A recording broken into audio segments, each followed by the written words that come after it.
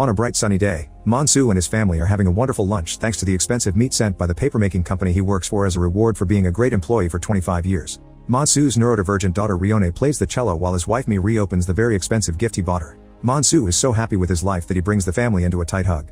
The next day at the factory, Mansu learns that the company has been bought by Americans, who will cut 20% of the production line and want a list of names to fire. Mansu approaches the new owner to try to convince him not to fire anyone, but the man ignores him. A co-worker asks Mansu if he was sent expensive food, revealing that only the fired employees receive that gift as a passive-aggressive goodbye. That means Mansu is unemployed now. Without telling his family yet, Mansu decides to join a support group for unemployed people. The host puts everyone through a ritual in which they touch their faces while repeating that losing their jobs isn't their fault and that their families will support them. This gives Mansu enough strength to call Mi and tell her what happened, but he promises he'll be employed again in just 3 months. 13 months later, Mansu is working in retail with a very small salary and bad hours. He also has a very annoying toothache, but he refuses to spend money on the dentist. One day, a friend gets him an interview at an important company, so Mansu asks his manager if he can leave earlier. This gets him fired, and since he has to give back his uniform, he ends up on the street in his underwear. Mansu's friend warns him that during the interview, the company always asks people what their weak point is, which is a very sensitive issue. He calls Mi for ideas on how to answer, but she only says that he loves plants too much. When Mi checks the mail, she discovers they're behind on the mortgage payments. In the afternoon, Mansu goes to the interview and stays nervous the entire time. When he's asked about his weak point, he says he isn't able to say no to anything. This causes him to fail the interview. That night, Mi announces that she got a job at a dental clinic. She's also made a list of all the extra activities that the family will have to stop doing until Mansu gets a job, although Rione is allowed to keep her cello classes. She wants to trade their cars for smaller, cheaper models and sell the house so they can pay for their loans and rent an apartment. Mansu hates the idea and reminds her that this is his childhood home, which he worked very hard on to repair. However, Rione points out that Mansu's severance money has run dry and shows him a letter from the bank, which says they'll lose the house in 3 months if they don't pay. In the morning, Mi's parents take the family dogs and Mi tells the kids they'll get them back when Mansu finds a job. Afterward, a potential buyer named Won-no arrives to check out the house and Mansu is extremely uncomfortable, so he leaves. Outside he finds his son Sion hanging out with his best friend Jian-ho, who happens to be Won-no's son. Rione is crying over the dogs and Mansu promises her that they won't abandon the house. After another failed interview, Mansu ends up begging on his knees and sharing his situation in tears while blocking the bathroom door to keep the boss listening to him.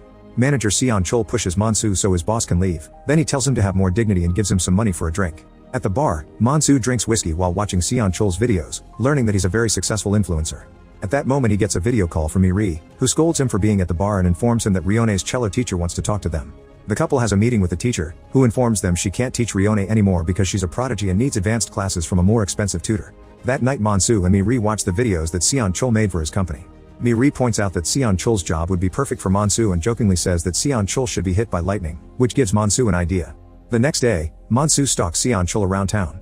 When Sion Chol suddenly stops walking to take a call, Mansu almost gets caught and quickly rushes upstairs to hide. He stands on top of a building to look at Sion Chol and lifts a plant pot, which he holds above Sion Chol for a few seconds.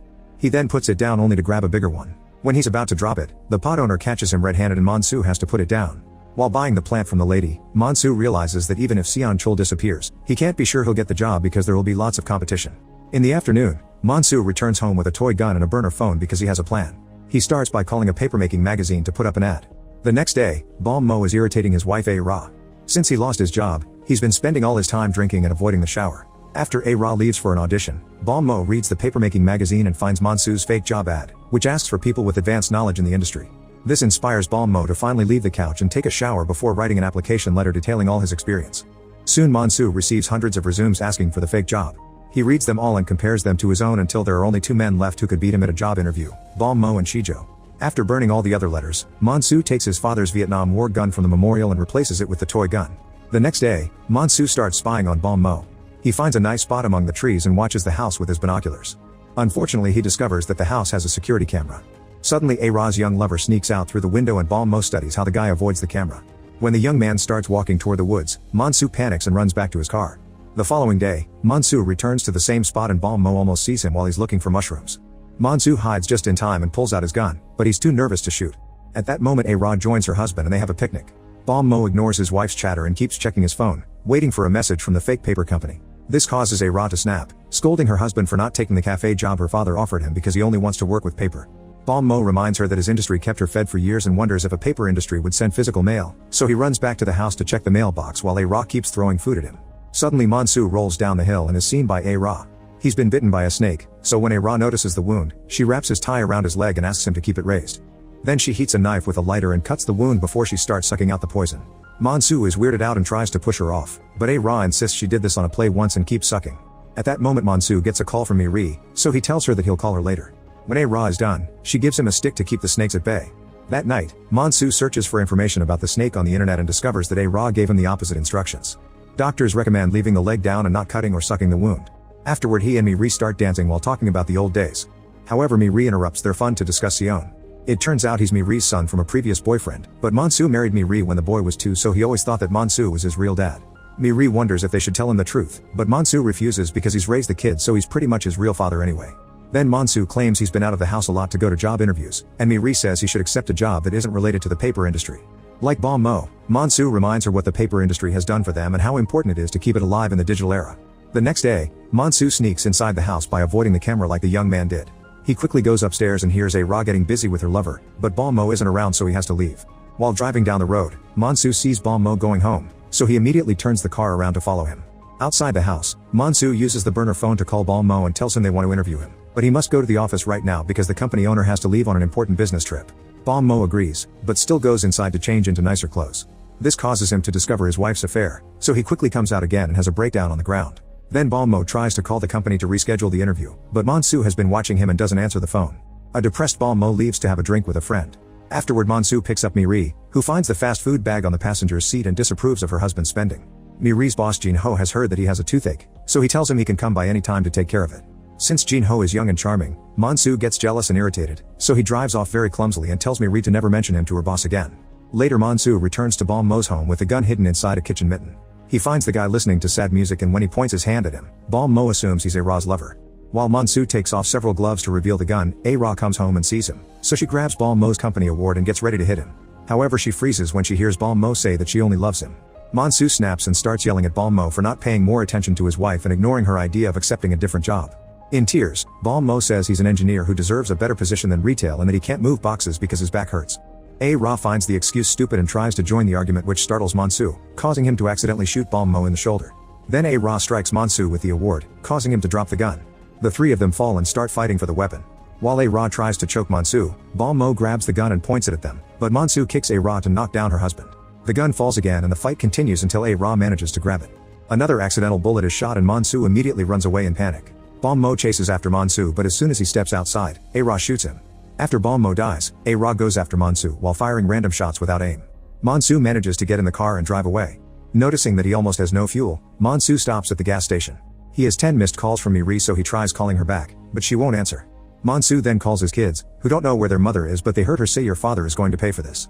This makes Monsu realize that he forgot about a costume party they were supposed to attend. Meanwhile, Miri has gone to the party with Jin Ho, who has even learned her favorite dance for her. When Monsu finally arrives, he's devastated to watch his wife dance with another man. He awkwardly dances toward them and Miri sees him, but she ignores him until he leaves. Afterward, Monsu returns to Bom Mo's house. While A-Ra is busy with her lover, Monsu buries the body and takes back the gun. Later that night, Miri comes home to discover that Monsu has gone through her drawers to check what underwear she wore, and he accuses her of sleeping with Jin Ho. He tackles her to try to smell her panties, so Miri kicks him off. She realizes he's been drinking and scolds him, revealing he used to be an addict and had been clean for 9 years. During his drunk days, Monsu beats Sion. Miri throws her panties at Monsu's face and yells at her for not trusting her. Monsu tries to say they need to stick together while they go through these hard times, but Miri points out that he's been very secretive lately and she's noticed all the miles he's driven in the new car. She accuses him of cheating on her, but Monsu sticks to his job interview story and walks away, accidentally hitting his face on his way out. The next day Monsu starts stalking Shijo, who is working at a shoe store to provide for his daughter until he can find a better job. When the daughter visits the store to ask Shijo for money, a client gets tired of waiting and leaves without buying anything. Shijo clearly works very hard and Monsu feels bad about his plan. When Shijo sees him and thinks he's a customer, Monsu feels so guilty that he says he needs shoes for her daughter. The men end up talking about their love for paper, the feeling of being unemployed, and the hardships of raising a difficult daughter. Monsu tells him that he wants Rione to try the shoes before buying them and promises to come back later. In the evening, Monsu is waiting by the road while pretending that his car broke down. When Shijo drives by, he stops to help. Monsu tells him he didn't go back for the shoes because towing the car will be expensive and he doesn't have much money. All this is part of his plan since he read on Shijo's resume that he has some experience as a machine repairman. While Shijo checks the engine, Monsu pulls out his gun and points it at him while covering the man's face to feel less guilty. Shijo pushes him and tries to run away, but Monsu quickly shoots him to kill him. After hiding the body in his trunk, Monsu takes the ashcam from Shijo's car and leaves, unaware that he left the bullet case on the ground. As it starts raining in town, Sion sneaks out of the house and meets with Jian Ho, who knows the lock password to his father's store. The boys break in and steal some phones, planning to resell them to earn some cash. Unfortunately, the police chase after them when they escape on their bicycles, so the guys split as a distraction. The police car ends up going after Jianho, so Sion goes home safely. When Monsu arrives, he sees Sion's bicycle covered in mud. He just moves it and starts digging a hole, but he's too tired and ends up falling asleep without burying the body. The next morning the police arrive and arrest Sion. Monsu notices that Shijo's clothes are peeking out of the trunk, so he hurries to stand next to the car to cover it. Now the family has to drive to the police station with the body still in the trunk. At the station, Monsu advises Sion to claim that Jianho pushed him into committing the crime and gives him a speech about protecting the family. He ignores Sion when the boy tries to say he was the one who came up with the robbery idea. In the meantime, Miri goes to the bathroom to take off her bra. Then she talks to Wonno to try to convince him not to press charges, keeping him distracted thanks to her chest sticking out in her sweater. Soon Monsu also joins the conversation and Miri is disappointed to see he's smoking again. Monsu talked to the cops, so he reveals that Jianho only turned off half of the security cameras and there's footage of Wonno taking lovers to the store. If the charges aren't dropped, his wife will find out about the affairs. Wonno's father is furious and almost hits Monsu, but Miri stops him. Monsu tells Wonno that he won't sell the house to him and the couple leaves. Later in Sion's room, Monsu finds all the stolen phones and some cigarettes. He passes the phones to Miri but hides the cigarettes in his pocket. The couple then buries the phones in the hole Monsu dug earlier, which Miri thinks was for a plant. When Sion is released without charges, Monsu gives him back the cigarettes so he can be the cool dad. That night, Monsu covers the walls in his greenhouse and takes out his chainsaw, planning to chop Shijo's body. At the same time, Sion goes to the roof to smoke in secret. Since the greenhouse ceiling isn't covered, Sion ends up seeing his father dealing with the body.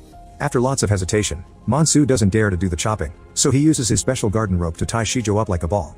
Then he puts it inside a bag and buries the body in the garden, putting a new plant above it. Sometime later, two detectives come to Monsu's house because they're investigating the disappearances of Shijo and Beyond Mo. These two men knew each other and were the top choices for the job at the paper company, so the cops are suspicious of the other applicants. Monsu pretends he never saw them before, but the detectives notice that Monsu talks about them as if they were dead when they only mentioned a disappearance. The detectives have also found the bullet case and mention that it comes from North Korea, which is overheard by Miri. A few nights later, Miri notices that Sion is acting strangely and intimidates him until he shares what he saw. Miri then checks the memorial and finds the toy gun. She desperately rushes to the garden and digs out the tree to find the body. Meanwhile, Sion Chul is happily driving down the road when suddenly someone appears in front of his car. He stops the vehicle just in time and discovers it's Monsu, who tells him that he's been watching his videos and become a fan. Monsu shows him a bottle and invites him to have a drink, so they go to Sion Chul's house. Then Monsu keeps filling Sion Chul's glass to get him drunk while he only pretends to drink and empties his own glass under the table. When Sion Chul starts complaining about his job, he admits that his workload is too much and wishes he could have another manager. Monsu gets excited and convinces him to talk to his bosses so they'll hire him, promising that they'll make a great team. The men keep on chatting and Monsu comments on Sion Chul's fancy house, jokingly saying that Sion Chul must be pocketing company money. This makes Sion Chul very tense and serious, so Monsu grabs his gun thinking it's over. However, Sion Chul just brings out more beer and forces Monsu to drink. The coldness of the beer makes the toothache unbearable, so Monsu gets some pliers and removes the decaying tooth. Afterward, the duo goes outside to enjoy a bonfire. Monsu uses the chance to knock Sion Chul out and buries him in the backyard, leaving the head peeking out. At that moment he gets a video call from Miri, but he only turns on the audio and claims to be in a meeting for a potential job. Miri tells him that if he needs to do something bad, she'll do it with him.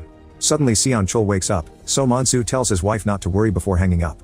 Then Monsu inserts a funnel into Sion Chul's mouth and starts pushing smashed hot dogs through it. He pours alcohol into the funnel too, then he wraps plastic wrap around Sion Chul's head to asphyxiate him. After a few minutes, Monsu removes the body and fills up the hole, making sure to spread some leaves to cover the spot. Then he cleans the house and puts the body on a chair, leaving a glass and a bottle nearby to make it look like Sion Chul accidentally choked on his drink. At home, Sion is having trippy nightmares about his father doing strange things in the greenhouse. Miri wakes him up and tells him that Monsu cut up a pig to fertilize the garden, so there's nothing to worry about. In the morning, Monsu gets home and tells Miri that the interview went well. He shows her that he finally lost his tooth and tries to hug her, but she pulls away. Monsu hugs her anyway and asks her for just 1 minute, so she starts a countdown. However, she ends up giving up and hugs him back, crying because it's finally over. A few days later, Monsu has a very successful interview for Sion Chul's position and learns that the company is firing the rest of the employees to replace them with machines. Meanwhile, Miri gets the dogs back and pays for the house. The next time the detectives visit, they tell Monsu he isn't a suspect anymore. It turns out Ra acted very well as the grieving widow, so she made the cops believe that Bal Mo owned an illegal gun and that he always talked badly about Shijo because they competed in the business. She even chose the right gun from a series of pictures. Now the police believe that Bal Mo killed Shijo and ran away with the gun. On his first day of work, Monsu enters an empty factory, so he celebrates his success and listens to music while keeping an eye on the machines.